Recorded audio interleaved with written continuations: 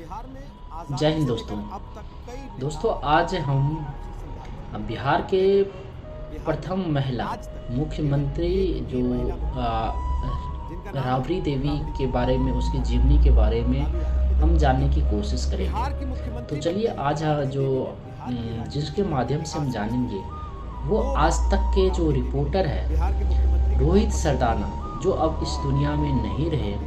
उन्होंने बड़ी खुल के उनकी जीवनी को व्याख्या किया कि कैसे उन्होंने मुख्यमंत्री बनी और जो लालू यादव ने कैसे अपनी पत्नी को मुख्यमंत्री रातों रात उन्होंने बनाया।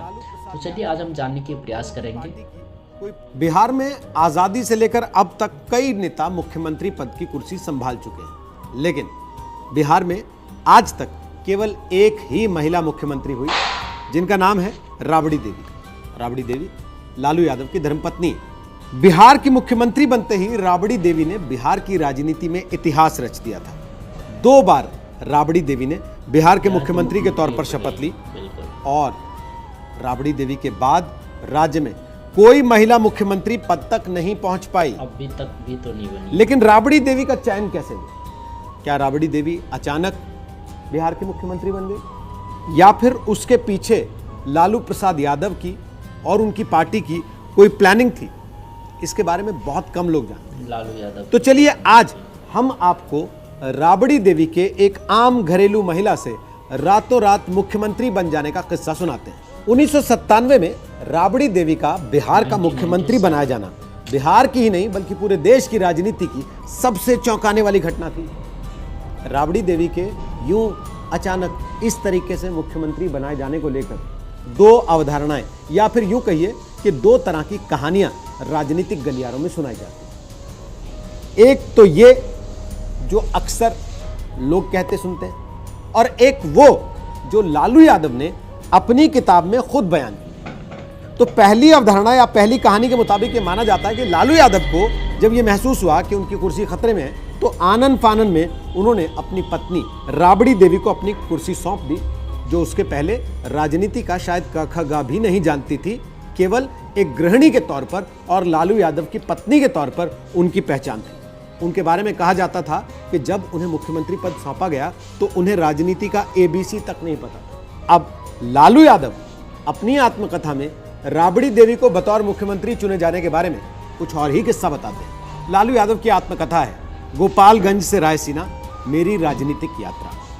इस किताब में उन्होंने राबड़ी देवी के मुख्यमंत्री बनने की कहानी पूरे विस्तार से बताई है।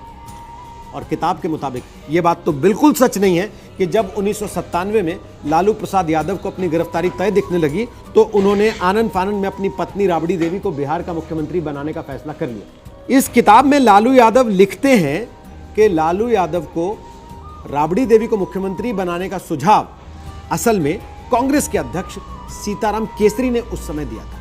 लालू यादव के शब्दों में कहें तो वो अपनी किताब में लिखते हैं, ये वही थे जिन्होंने मुझे निजी तौर पर सुझाव दिया कि मेरी पत्नी राबड़ी देवी मुख्यमंत्री के रूप में कार्य कर सकती है।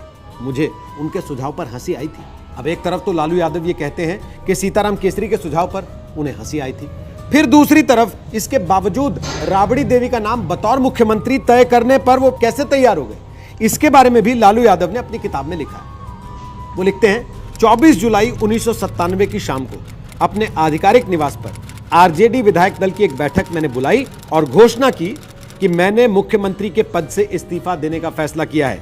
मैं आप सभी को संकट के समय में एकता बनाए रखने और अगले मुख्यमंत्री के रूप में अपनी पसंद के नेता का चयन करने का अनुरोध करता हूं। अब लालू यादव के मुताबिक उन्होंने राबड़ी देवी या किसी भी अन्य व्यक्ति का नाम इस बैठक में सीएम पद के लिए प्रस्तावित नहीं किया था। उनके मुताबिक मीटिंग में उनकी इस बात के बाद से कुछ देर के लिए एकदम से सन्नाटा छा गया। फिर उनके मंत्री स्तरीय सहयोगियों, जिनमें उनके बेहद करीबी रहे रघुवंश प्रसाद सिंह, रघुनाथ झा, जगदानंद सिंह और महावीर प्रसाद ने अचानक से राबड़ी देवी के नाम का प्रस्ताव आगे कर दिया। लालू के मुताबिक इस बात की जांच उस समय बैठक में शामिल हुए लोगों से की जा सकती है। सभी विधायकों ने एकजुट होकर राबड़ी देवी के नाम पर सहमति दी और लालू ये भी कहते हैं कि राबड़ी देवी तो उस बैठक में थी ही नहीं, वो इस बैठक की पूरी गतिविधि से एकदम अनजान थी। खैर, इसके बाद क्या हुआ ये तो सब जानते हैं। लालू यादव ने चारा घोटाला मामले में गिरफ्तारी के चलते अपनी कुर्सी छोड़ी और उनकी पत्नी राबड़ी देवी घर की रसोई से निकलकर सीधे बिहार के मुख्यमंत्री की कुर्सी पर आसीन हुई। तो आपने सुना कि जो नारी राजनीति का ABCD जिनको नहीं पता, वो कैसे एक घर से गृहिणी से सीधा मुख्यमंत्री की कुर्सी पर जाके बैठ गई। बस बिहार में ये एक इतिहास रच दिया बिहार के लोगों ने, बिहार के नेताओं ने। आप क्या सोचते हैं ऐसे ऐसे नेताओं के बारे में? अपना राय कमेंट बॉक्स में ज़रूर दीजिए। जय हिंद दोस्तों।